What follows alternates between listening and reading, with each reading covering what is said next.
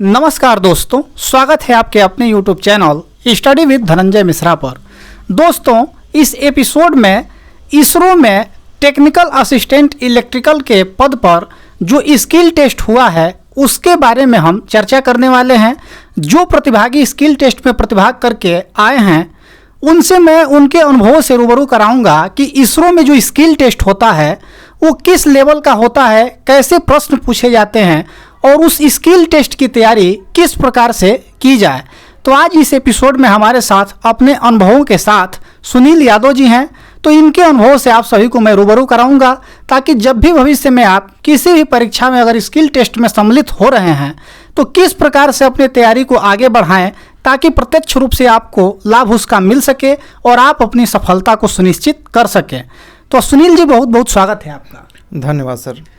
सुनील जी, अगर हम बात करें इसरो स्किल टेस्ट का जिसमें आप सम्मिलित होकर आए हैं, तो सबसे पहले तो जो इसरो टेक्निकल असिस्टेंट इलेक्ट्रिकल का रिटेन एग्जाम था, आप उसके बारे में बताइए, उसके बाद स्किल टेस्ट पर हम चलेंगे।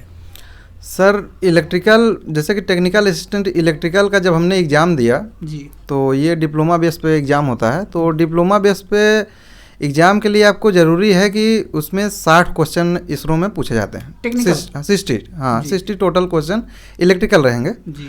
तो उसके लिए ज़रूरी है कि आप सभी क्वेश्चन जो है ठीक से पहली बात तो पढ़ना होता है, फिर उसका वो सही तरीके से आप सॉल्व करें, टाइम काफ़ी मिल जाता है।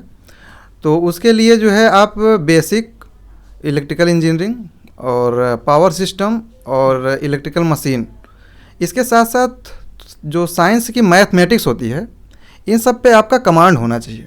बहुत ज़रूरी है कि आपका कमांड जब रहेगा तभी जो है आप हाईएस्ट स्कोरर बन पाएंगे रिटेन एग्जाम। हाँ बिल्कुल। जब आपका जो है हाईएस्ट स्कोर ऑब्टेन होता है उसी के अनुसार जो है स्किल टेस्ट के लिए वो लोग जो है 6 गुना 7 गुना जो है क्वालिफाई करा के उन्हीं को जो है स्किल टेस्ट के लिए जो है बुलाते हैं। तो हमारे साथ क्या हुआ ये कि जब इसरो का हमने एग्ज़ाम दिया तो हमारा सेंटर जो है बनारस में था जी। तो हमारा जो है पूरा टोटल जो है 147 मार्क्स जो है मिला था जो है हमें जी जी, जो कि टॉप रैंक से देखा जाए तो हमारा जो है दूसरा रैंक था जी। तो इसमें 2 सीटें इसरो का जो अभी 2020 वाली वैकेंसी URSC के थ्रू निकाली गई थी, उसमें जो है 2 सीट के लिए बहुत पर्याप्त नंबर था, उसमें कोई प्रॉब्लम वाली बात नहीं थी। लेकिन इसमें आपको स्किल टेस्ट होता है तो स्किल टेस्ट जो है आपको जो है 60% मार्क्स लाना होता है।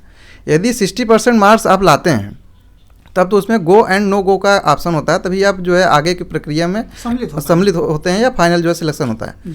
लेकिन यदि आपका 60% मार्क्स ऑब्टेन नहीं हो पाया तो आपका जो है फाइनल सिलेक्शन होता नहीं।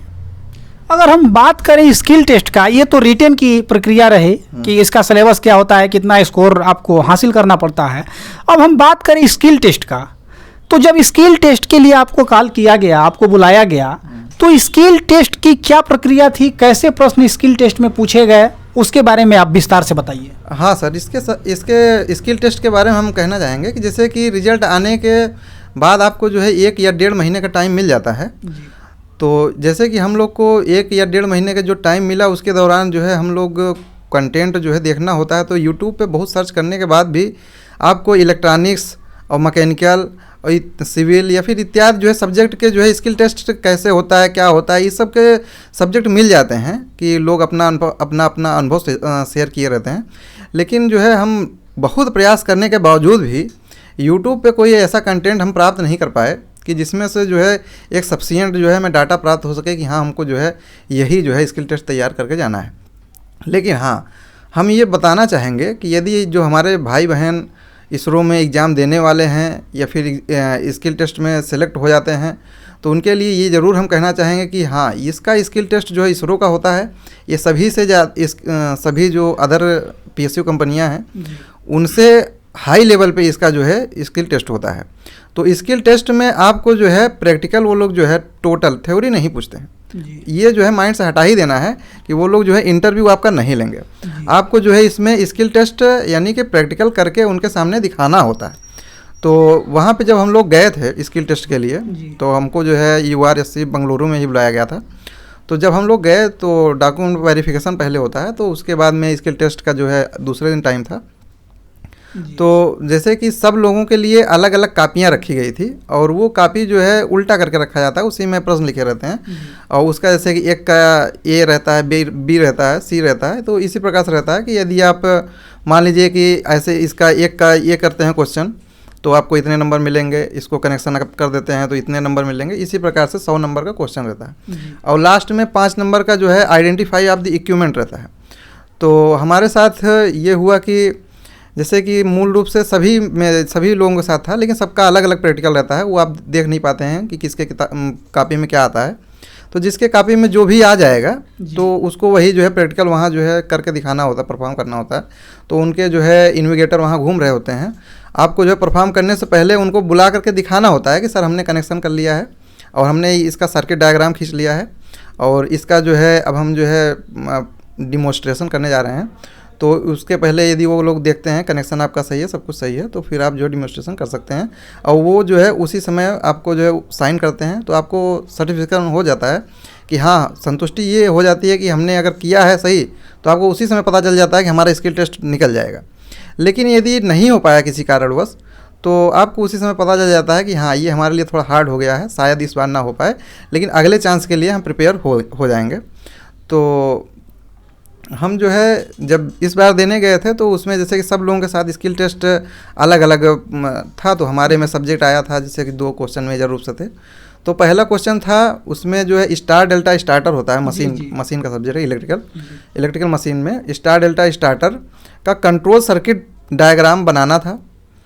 तो वो 15 नंबर का हो गया। और उसका जो है कंट्रोल सर्किट डायग्राम बनाने के साथ साथ जो है उसमें क्या क्या इक्विपमेंट लग रहे हैं, पूरे इक्विपमेंट को लिखना था, कितनी क्वांटिटी लग रही है उसको भी लिखना था। तो ये आपका जो है 10 नंबर का था। और इनका कनेक्शन करके जो है वहाँ पे सब कुछ दिए जाते हैं, कॉन्ट्रैक्टर दिया जा रहा था और सब कुछ पूरे जितने भी उसमें इक्विपमेंट यूज होने वाला सब दिया जाएगा। तो आपको जो है उसमें कॉन्ट्रैक्टर, एमसीबी ये सब जो है कनेक्शन करके उनके सामने उसको परफॉर्म करना था, जो कि हम प्रैक्टिकल उतना किए नहीं थे। तो इस वजह से ये हमारा टोटल 15, 10, 25 और इसको अगर हम कर देते तो जो है 15 नंबर प्लस और जो है 40 नंबर। और इक्विपमेंट लिखना जो है तो सावधानियाँ उसमें लिखना रहता है, तो टोटल 50 नंबर का यही हो गया। तो अगर हम इसको कर पाते तो हमारा 60 नंबर आराम से आ सकता था। लेकिन जो हमारा ये बड़ा वाला क्वेश्चन था तो यही हमें ठीक से हो नहीं पाया। तो सेकंड क्वेश्चन हमारा ये था कि जीनर डायोड का जो है वीआई कैरेक्टरिस्टिक्स खींचना था।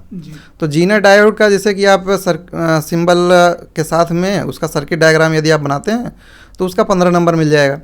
उसके साथ साथ वीआई कैरेक्टरिस्टिक्स यदि आप डिज़ाइन करते हैं तो वीआई कैरेक्टरिस्टिक्स डिज़ाइन करने का अर्थ ये है कि आपको जो है जो वहाँ पे इक्विपमेंट दिए गए हैं उसकी सहायता से आप वोल्टेज को जो है वेरी कराएंगे और वोल्टेज वेरी करा करके जो है वोल्टेज और करंट के बीच में जो है रिलेशन बनाएंगे।